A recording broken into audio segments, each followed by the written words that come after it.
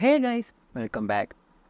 കഴിഞ്ഞ ഒരു 7-8 ആഴ്ചകളോളം സീരീസ് ഫാൻസിന് ഒരു വലിയ ട്രീറ്റ് തന്നെയായിരുന്നു. GOT അല്ലെങ്കിൽ ഗെയിം ഓഫ് ത്രോൺസ് എന്ന് പറയുന്ന ഒരു വലിയ സീരീസിന്റെ ഫാൻസിന് തന്നെ ഒരു വലിയ ട്രീറ്റ് തന്നെയായിരുന്നു ഈ കഴിഞ്ഞ 7-8 ആഴ്ചകൾ എന്ന് തന്നെ പറയണം. അതിന് കാരണം GOTയുടെ തന്നെ പ്രീക്വൽ സീരീസ് ആയിട്ടുള്ള ഹൗസ് ഓഫ് ദി ഡ്രാഗൺസിന്റെ സെക്കൻഡ് സീസൺ ഈ കഴിഞ്ഞ ഒരു 7-8 ദിവസമായിട്ട് റിലീസ് ആയിക്കൊണ്ടിരിക്കുകയാണ്. And now it's officially ended. ഞാൻ ഇന്ന് വന്നിട്ടുള്ളതെന്ന് പറയുന്നത് ആ ഒരു സെക്കൻഡ് സീസണിന്റെ ഞാൻ കണ്ടിട്ടുള്ള എൻ്റെ അഭിപ്രായം പറയാൻ വേണ്ടിയാണ്. ഒരുപാട് പറഞ്ഞു ബോറടിക്കുന്നില്ല. This is your brother Adi and today we are going to talk about House of the dragons.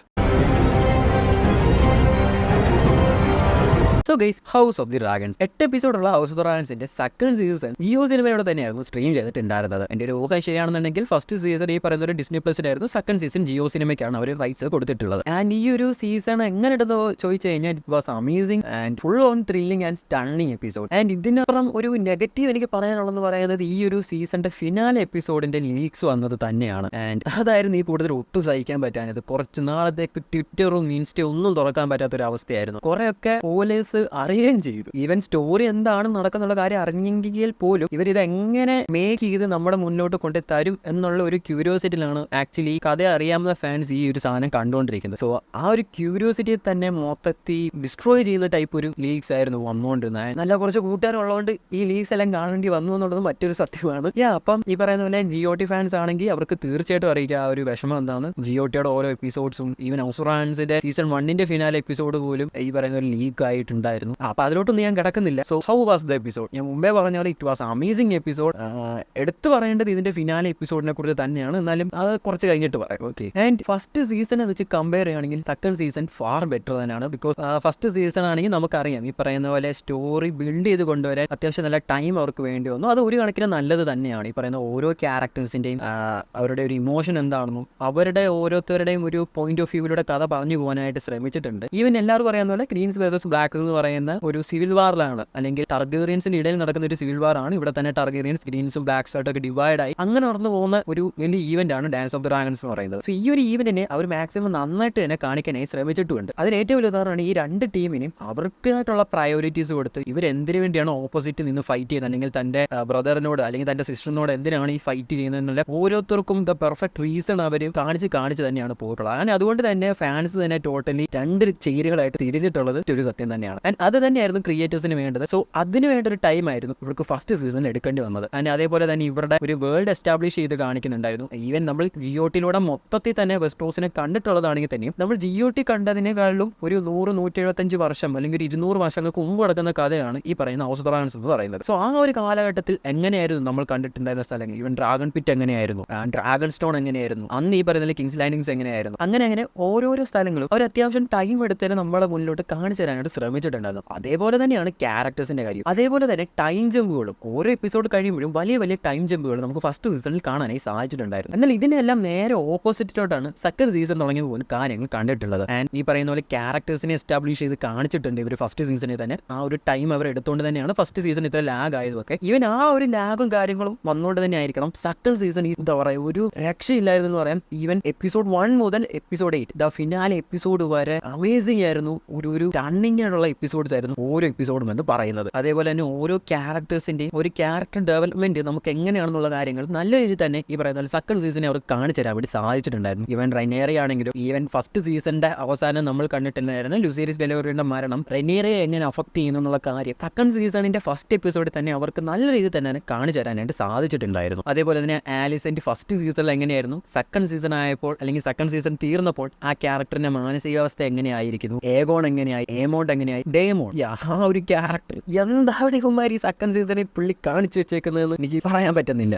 And ഡേമോണെ കുറിച്ച് തന്നെ കുറച്ച് പറയണം. ബിക്കോസ് ഈ ഒരു സീസൺ സെക്കൻഡ് സീസൺ തുടക്കം മുതൽ തന്നെ ഈ പറയുന്ന പോലെ ഡേമോൺ പുള്ളിയുടേതായിട്ട് കുറെ ഡ്രീംസും കാര്യങ്ങളൊക്കെ നമ്മൾ കണ്ടിട്ടുണ്ടായിരുന്നു. ആദ്യമൊക്കെ കാണാൻ നല്ല രസം ഉണ്ടായിരുന്നില്ല. പിന്നീട് ഓരോരോ ഡ്രീമുകളും ഓരോരോ എപ്പിസോഡുകൾ കഴിയുമ്പോഴും പുള്ളിയുടെ ഡ്രീം തന്നെ ഇങ്ങനെ എടുത്തെടുത്ത് കാണിച്ച് പുള്ളി ഒരു വീക്ക് പേഴ്സൺ ആയിട്ട് അങ്ങ് മാറ്റുന്ന രീതിയിലായിട്ട് പലപ്പോഴും തോന്നുമെങ്കിൽ തന്നെ ആ ഡ്രീംസ് പലയിടങ്ങളിലും എന്താ പറയുക ഒരുമാതിരി വല്ലാത്തൊരു എഫക്റ്റ് ആയിരുന്നു പല ഫാൻസിനും ഉണ്ടായി ഉണ്ടായിട്ടുണ്ടായിരുന്നത്. ആ ഒരു ഡ്രീംസ് തന്നെയാണ് ഈ പറയുന്ന പോലെ ഡേമോന്റെ ഒരു ക്യാരക്ടർ ഡെവലപ്പ് ചെയ്ത് കൊണ്ടുവരാനും അവർക്ക് ഏറ്റവും കൂടുതൽ ഹെൽപ്പ് ചെയ്തിട്ടുള്ള ഒരു ഫാക്ടർ എന്ന് പറയുന്നത്. ഈവൻ ഈ പറയുന്ന പോലെ ഫിനാലെ എപ്പിസോഡ് എത്തി നിൽക്കുമ്പോൾ ഡേമോൺ എന്തെല്ലാം കാര്യങ്ങൾ ചെയ്തു കൂട്ടുന്നു, അല്ലെങ്കിൽ ഡേമോന്റെ ഒരു ക്യാരക്ടർ എങ്ങനെ മാറിയിരിക്കുന്നു എന്നുള്ളത് ആൾക്കാരിലോട്ട് കൊണ്ടുവച്ച് കാണിച്ചു തരാൻ അവർക്ക് ഏറ്റവും കൂടുതൽ ഹെൽപ്പ് ചെയ്തിട്ടുള്ള ഒരു ഫാക്ടർ എന്ന് പറയുന്നതും ഈ പറയുന്ന ഡേമോന്റെ ഡ്രീംസ് തന്നെയാണ്. ഇവൻ നെക്സ്റ്റ് സീസണോട്ടൊക്കെ വരുമ്പോഴത്തേക്കും ഡേമോന്റെ ഒരു സാധനമൊക്കെ അങ്ങ് പോടും. അത് ഈ ബുക്ക് വായിച്ചവർക്ക് അറിയാം എന്തുകൊണ്ടാണ് ഡേമോൺ ഇനി ഈ ഒരു രീതി കാണിച്ചിട്ടുള്ളത്. ഇനി എങ്ങനെയാണ് ഡേമോൺ ആവാൻ നേരം അതൊന്നും ഞാൻ പറഞ്ഞ് സ്പോയിലർ ചെയ്യുന്നില്ല. ആൻഡ് ഈ ഒരു എപ്പിസോഡ്, ദ ഫിനാലെ എപ്പിസോഡ്, ഈ ഒരു എപ്പിസോഡ് എന്ന് പറയുന്നത് ആക്ച്വലി GOT ഫാൻസിന് ഒരു വലിയ ട്രീറ്റ് അല്ലെങ്കിൽ വലിയ ട്രിബ്യൂട്ട് ആണെന്ന് തന്നെ പറയണം. സോ ഞാൻ ഇപ്പോൾ എന്താണ് ഇങ്ങനെ ഒരു കാര്യം പറഞ്ഞതെന്നുള്ളത് ഈ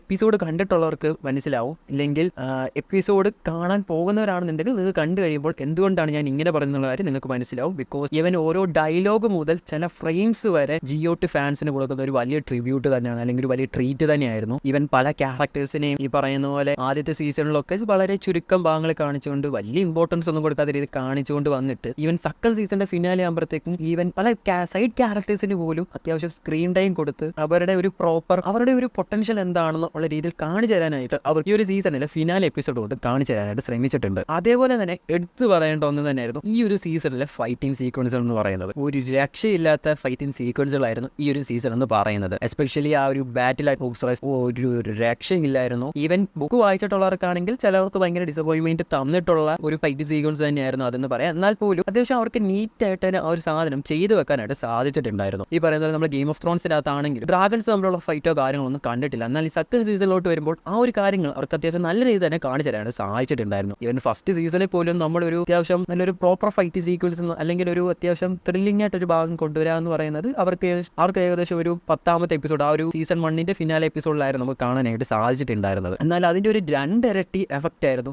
ബാറ്റിൽ അറ്റ് റൂക്സ് റെസ്ലിംഗ് നമുക്ക് കാണാനായിട്ടും സാധിച്ചിട്ടുണ്ടായിരുന്നത്. അതേപോലെ തന്നെ എടുത്തു പറയേണ്ട മറ്റൊരു കാര്യമാണ് ഈ ഒരു സീസണിലോട്ട് വന്നപ്പോഴുള്ള ഇവരുടെ ഒരു വിഷ്വൽസ് എന്ന് പറയുന്നത് ടണ്ണിങ് ആയിട്ടുള്ള കുറെ വിഷ്വൽസ് ആയിരുന്നു. എക്സ്പെഷ്യലി ആ പറയുന്ന 4ാമത്തെ എപ്പിസോഡിന്റെ ഫൈനലിലെ വിഷ്വൽസ്, ചില ഫ്രെയിംസ് ഉണ്ട്, എനിക്ക് ഇപ്പോഴും എന്റെ മനസ്സിൽ ആ ഫ്രെയിംസ് ഇങ്ങനെ കിടപ്പുണ്ട്. അതേപോലെ തന്നെ 10ാമത്തെ എപ്പിസോഡിലെ ചില ഫ്രെയിം, അത് ഏതാണെന്നുള്ള കാര്യം എപ്പിസോഡ് കണ്ടവർക്കാണെങ്കിൽ മനസ്സിലായി കാണും. 7ാമത്തെ എപ്പിസോഡിലും ഇതുപോലെ ഒരു സീക്വൻസ് ഉണ്ട്. അതൊന്നും ഒരു രക്ഷയില്ലാത്ത സാധനങ്ങളാണ്, വേറെ ലെവലായിരുന്നു എന്ന് തന്നെ പറയണം. And also background scores was amazing. അതേപോലെ തന്നെയാണ് ഈ ഒരു സെക്കൻഡ് സീസണിലോട്ട് വരുമ്പോൾ ഇവരുടെ ഒരു ടൈറ്റിൽ കാർഡ് ഇൻട്രോ എന്ന് പറയുന്നത് അത് ഫസ്റ്റ് സീസണിലും ഭയങ്കര ഡിഫറൻസ് കൊണ്ടുവന്നിട്ടുണ്ട്. ആൻഡ് ഈ ഒരു സെക്കൻഡ് സീസണിലെ ടൈറ്റിൽ കാർഡ് ഇൻട്രോ എന്ന് പറയുന്നത് ഫുൾ ഓൺ ടാർഗറിയൻ ഹിസ്റ്ററിയാണ് പറഞ്ഞിട്ടുള്ളത്. വലേറിയയിലെ ഡൂംസ് ആണെങ്കിലും ഏവോണ്ട പോൺകസ്റ്റ് ആണെങ്കിലും ഇപ്പോൾ നടന്നിട്ടുള്ള അല്ലെങ്കിൽ ഇപ്പോൾ നടന്നുകൊണ്ടിരിക്കുന്ന ഡാൻസ് ഓഫ് ദി ഡ്രാഗൺസ് എന്ന് പറഞ്ഞ ഈ ഈവന്റിലെ പല സംഭവങ്ങൾ അല്ലെങ്കിൽ ഇതുവരെ കാണിച്ചിട്ടുള്ള സംഭവങ്ങൾ എല്ലാം കൂടെ ചേർത്ത് വെച്ചുകൊണ്ടുള്ള ടൈറ്റിൽ കാർഡ് ഇൻട്രോ തന്നെയായിരുന്നു ഈ സീസണിൽ നമ്മൾ കണ്ടിട്ടുണ്ടായിരുന്നത്. അതേപോലെ തന്നെ നമ്മൾ GOTൽ കേട്ടിട്ടുള്ള ചില ബാക്ക്ഗ്രൗണ്ട് സ്കോർസ് ഒക്കെ ഈ പറയുന്ന പോലെ സെക്കൻഡ് സീസണിൽ നമുക്ക് കേൾക്കാനായിട്ട് സാധിച്ചിട്ടുണ്ടായിരുന്നു. പക്ഷെ അത് എനിക്ക് വലിയ കണ്ണുകടിയായിട്ടൊന്നും തോന്നിയിട്ടില്ല. അതിന്റെ ഒരു ഗൂസ് ബംസ് ആണെങ്കിൽ പോലും തന്നിട്ടുണ്ടായിരുന്നു. സോ സെക്കൻഡ് സീസൺ എന്ന് പറയുന്നത് മൊത്തത്തിൽ ഒരു വേറെ റേഞ്ച് തന്നെയായിരുന്നു. ആൻഡ് ഈ പറയുന്ന പോലെ 3ാമത്തെ സീസണിൽ നടക്കാൻ പോകുന്ന പല കാര്യങ്ങളും അല്ലെങ്കിൽ 3ാമത്തെ സീസണിലോട്ട് പല ഈവൻസിലോട്ട് എത്തിക്കാൻ പോകുന്ന പല കാര്യങ്ങൾ കാണിച്ചുകൊണ്ട് തന്നെയാണ് ഈ പറയുന്ന പോലെ സെക്കൻഡ് സീസൺ അവർ എൻഡ് ചെയ്തിട്ടുണ്ടായിരുന്നത്. ഒരു മാരക സാധനമായിരുന്നു ഈ ഫിനാലെ എപ്പിസോഡിന്റെ അവസാനത്തെ ഒരു 5-10 മിനിറ്റ് ഈ നെക്സ്റ്റ് സീസണിലോട്ട് കൊണ്ടെത്തിക്കാൻ പോകുന്ന ഒരു മേജർ സാധനമായിരുന്നു. ആൻഡ് ഈ പറയുന്ന പോലെ ഫസ്റ്റ് സീസണിന്റെ അകത്തോട്ട് വലിയ ഫൈറ്റിംഗ് സീക്വൻസുകളോ കാര്യങ്ങളൊന്നും കാണാനില്ല.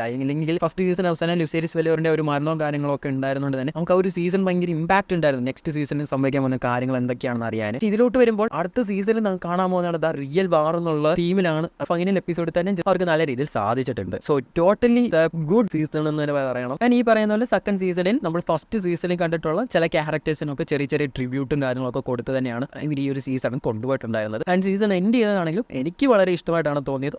ഞാൻ ഈ പറയുന്ന പോലെ സെക്കൻഡ് സീസണും നമുക്ക് എക്സ്പ്ലെയിൻ ചെയ്യണം. നമ്മൾ ഫസ്റ്റ് സീസൺ ഓൾറെഡി എക്സ്പ്ലെയിൻ ചെയ്ത് നമ്മുടെ ചാനൽ ഇട്ടിട്ടുണ്ടായിരുന്നു. ആൻഡ് സെക്കൻഡ് സീസൺ എക്സ്പ്ലെയിൻ ചെയ്യണം. ഈ പറയുന്ന പോലെ എക്സാമുകൾ തുടങ്ങാൻ വേണ്ടി പോവാണ്. ഇതുവരെ തുടങ്ങിയിട്ടില്ല. ഇനിയിപ്പോൾ ഉടനെ തന്നെ ഈ പറയുന്ന പോലെ സെം എക്സാം തുടങ്ങും. ആ സെം എക്സാം തുടങ്ങി തീർന്നു കഴിഞ്ഞാൽ ആ നെറ്റ് ചെയ്യാൻ വേണ്ടി പോകുന്നു. നമ്മൾ ഈ പറയുന്ന പോലെ ഹൗസ് ഓഫ് ഡ്രാഗൺസിന്റെ സെക്കൻഡ് സീസൺ എക്സ്പ്ലനേഷൻ തന്നെയാണ്. സോ അതുവരെ ഒന്ന് വെയിറ്റ് ചെയ്യുക. ബട്ട് നമ്മൾ എന്തായാലും മാക്സിമം ഈ പറയുന്ന പോലെ സെക്കൻഡ് സീസൺ എക്സ്പ്ലനേഷൻ ചെയ്യുന്നത് തന്നെയായിരിക്കും. സോ നിങ്ങൾ ഈ പറയുന്ന പോലെ സെക്കൻഡ് സീസൺ കണ്ടിട്ടുണ്ടെങ്കിൽ നിങ്ങളുടെ അഭിപ്രായം മറക്കാതെ കമന്റിലൂടെ അറിയിക്കുക. ആൻഡ് കാണാൻ പോകുന്നവരാണെങ്കിൽ എത്രയും വേഗം കണ്ടോളൂ. ജിയോ സിനിമയിലുണ്ട്. സോ ഇത്രയും കാര്യങ്ങളാണ് ഇന്നത്തെ ഒരു വീഡിയോയുടെ പറയാനായിട്ട് ശ്രമിച്ചത്. എനിക്ക് ഈ ഒരു വീഡിയോ ഇഷ്ടമായി എന്ന് പ്രതീക്ഷിക്കുന്നു. ഇഷ്ടമായെങ്കിൽ ലൈക്ക് ചെയ്യുക, ഷെയർ ചെയ്യുക, സബ്സ്ക്രൈബ് ചെയ്യുക, തൊട്ടടുത്തുള്ള ബെൽ ബട്ടൺ ക്ലിക്ക് ചെയ്ത് ഓൾ നോട്ടിഫിക്കേഷൻ കൊടുത്ത് എനേബിൾ ചെയ്യുക. അങ്ങനെ ചെയ്യണമെങ്കിൽ ഞാൻ ചെയ്യാൻ പോകുന്ന ഇങ്ങനത്തെ വീഡിയോസ് നിങ്ങളിലേക്ക് നോട്ടിഫിക്കേഷനെ എത്തുകയുള്ളൂ. സോ ഇതിൽ നല്ലൊരു എപ്പിസോഡ് കാണാതെ പ്രതീക്ഷയോടെ this is me your brother Aadi sign off AK Sport Malayalam.